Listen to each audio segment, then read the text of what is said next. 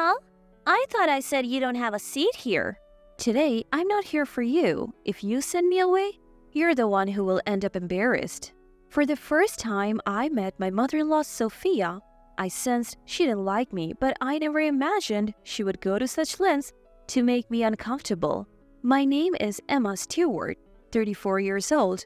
I live in a condo in Midtown, close to my workplace with my husband and son. My husband Mason never had a biological mother. He grew up with his self-employed father Noah and his brother. When we got married 10 years ago, Mason's brother William told us, "Let me take care of Dad. You two enjoy your newlywed life." So we didn't live with Noah. William took care of him. But 4 years ago, William suddenly moved out. The reason? Actually, I'm thinking of getting remarried. We heard this on New Year's Day when we visited Mason's family home. Really? Dad, you're not being scammed? It's understandable for the sons to be skeptical. Their father, nearing 60, suddenly wanting to remarry could easily be a scam. Mason immediately asked William for the truth, but even William was hearing it for the first time. When we asked Noah how he met this woman, he bashfully said they met in the waiting room of the hospital where he gets treatment. Seeing a middle-aged man act so shy, no one pressed further. Honestly, both sons are adults and we had no intention of meddling in our father's love life. We left it at that.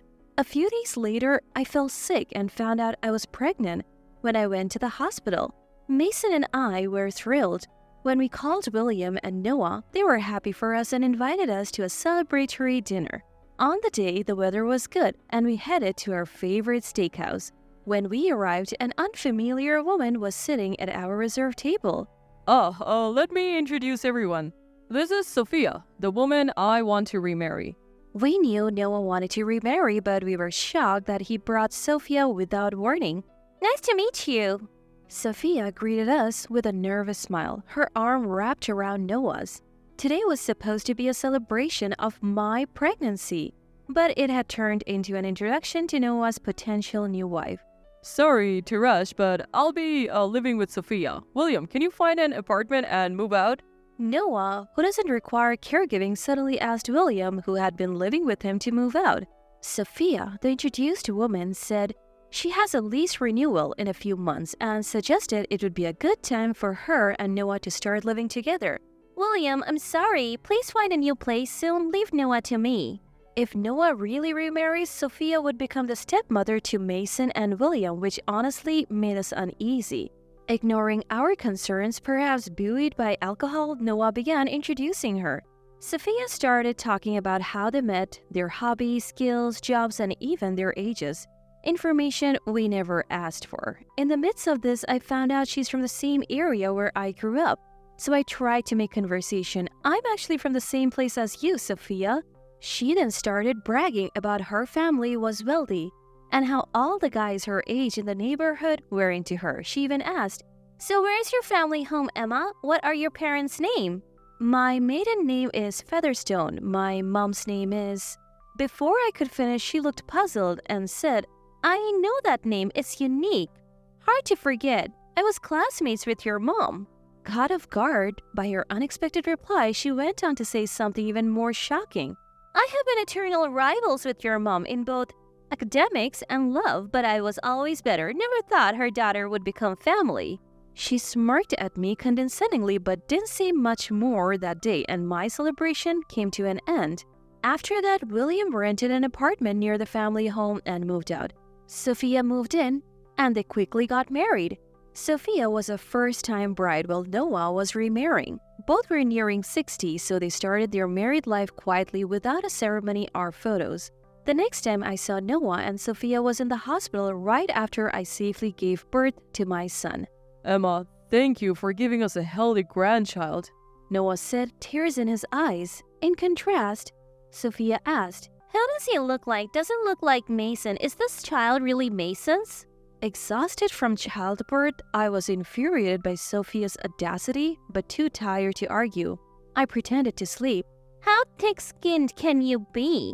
Sleeping when we have come to visit, you're just like your mother." Sophia sneered. Just then, my mom walked into the room, arms crossed. When Noah and Sophia turned around in surprise, my mom was standing in the doorway of the hospital with her arms crossed. Noah greeted her warmly, but Sophia snorted, "Ugh, you. You haven't changed a bit since high school." "Thanks for saying I haven't aged. By the way, who are you?" My mom retorted, elegantly ignoring Sophia's snide comment. I was pretending to sleep but had to stifle my laughter. "I have heard about you, Sophia, from my daughter Emma, but sorry, I don't remember people who are beneath me." I was terrified of Mom's every word, wondering if she was forgetting that Sophia was Noah's spouse. Sophia, now irritated, snapped, "I've always hated you. Every guy I dated fell for you. You are better at everything: studies, sports, looks. But now your precious daughter is married to my son. She's mine to command." "You're still as petty as ever, even nearing 60. What you're doing is just spite." My mom replied unfazed. Fearing things would escalate, I pretended to wake up and said, "I'm exhausted from childbirth and there are other patients here. Let's talk another day," and sent everyone home. After being discharged, I didn't go to my parents' house but returned to our condo in Midtown to raise our child. Soon after, an unwelcome visitor rang our doorbell. "Emma, I know taking care of a baby is tough, so I've come to help." Sophia showed up empty-handed while I was juggling feedings every 3 hours and making lunch for my husband all on little time. "It must be nice to live in Midtown. Why don't we swap houses? A bigger house is definitely better for raising kids." Sophia started eyeing our place as if she already had plans to live here with Noah in her retirement years. All she talked about was money, rent, ownership, mortgage terms. She assumed I was a stay-at-home mom and started visiting after Noah left for work, but she never helped with housework or childcare. I was worn out from entertaining Sophia almost every weekday. That day, she came over after my husband left for work and made herself comfortable in the living room. "So when are you going to hand over this condo? We are ready to move anytime," she said, as if it was a done deal. She even had the audacity to say we should leave our expensive appliances and dishes behind and use whatever was in her place. I have had enough of Sophia's nerve. I figured she thought she would wear me down until I moved out. "Sophia, let me be clear. This condo is close to my workplace and I'll be returning there after my parental leave. I'm not giving it to you. Also, we have arranged childcare, so please don't come here anymore." "You work? What do you do?" When Sophia asked about my job, I simply said I work closely with men. To which she laughed and said, "So you're just a pretty face. Your mom was always top of her class, but it looks like you didn't inherit that. You're past 20 and a mother now. You're washed up." She left after dropping that bomb. I didn't fully understand what she meant, but I knew it wasn't a compliment. I vowed never to let her into my home again. Months later, our son was growing well and had started to stand up. We received a letter and invitation to William's wedding. We knew he had been dating someone and it seemed they had moved in together and decided to get married. We RSVP'd for the 3 of us. Days later, Sophia called. "You do realize you're the only one who can come to William's wedding, right?" "Why can't I attend?" "Do you even know your place?" "Yes, I do." "If you understand, then stay home on the day of the wedding," she said and hung up. But William had attended our wedding, and it would be absurd for the sister-in-law to miss her brother-in-law's wedding, plus I had our infant son to consider. I decided to ignore Sophia and attend the wedding. Months later, on the wedding day, Sophia spotted me as soon as I arrived and stormed over. "I told you not to come today." She unleashed her fury on me, her face red with anger, but I calmly told Sophia it would be strange if the sister-in-law didn't attend her brother-in-law's wedding. Sophia retorted, "If people find your family, it'll be a lifelong embarrassment. That's why I'm telling you to leave." "Do you even know who's attending this wedding, Sophia? Some of them are my associates." "All the more reason. If our family finds out you are in some shady line of work, we'd be too embarrassed to show our faces." Just then, my husband, who had heard the commotion, came to my rescue. "Sophia, what's going on? Why are you treating Emma like this?" Sophia loudly declared, "Emma works in the nightlife industry. Once she puts the kid in daycare, she'll go back to flirting with men for money. I don't want people to know she's part of our family." My husband tried to calm her down. "Sophia, you're mistaken. Emma doesn't work in the nightlife industry." "Don't lie. I heard it from her own mouth. You're the ones being deceived." Despite my husband's attempts to clarify, Sophia wouldn't listen. Even when security arrived, she kept shouting that I worked in the nightlife industry. By then, a crowd had gathered to see what the fuss was about. But no matter how much Sophia accused me, no one looked at me with disdain or pointed fingers. In fact, the more Sophia ranted, the more people gathered and they looked at her with pity. I didn't want to cause a scene at William's important wedding, so I loudly explained the situation for everyone to hear. The job where I interact with many men is in designing dams and large rivers. I work for a major general contractor. And Noah, who's self-employed, is a subcontractor for my company. After my explanation, the guests lined up to exchange business cards with me. My hand was filling up with cards. Sophia, watching all this, glared at me with a displeased expression. Then one of the guests said to Sophia, "The bridegroom's sister-in-law is a highly respected woman in her industry, even featured in TV and magazines. Weren't you aware?"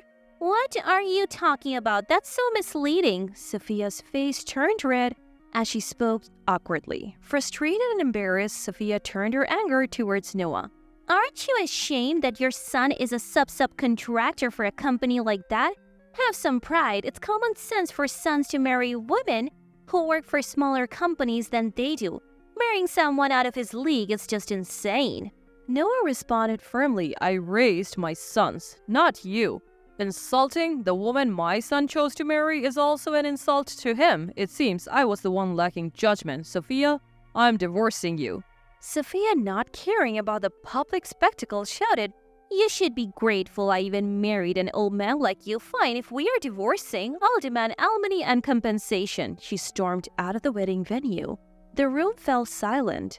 Noah sensed the awkward atmosphere and said, "Well, today is a great day. My son is getting married and I'm cutting ties with a bad relationship." The crowd laughed and the mood lightened. The wedding proceeded joyfully. Sophia's absence turned out to be a blessing for William's wedding. That night, when I expressed concern for Noah, he assured me he was fine.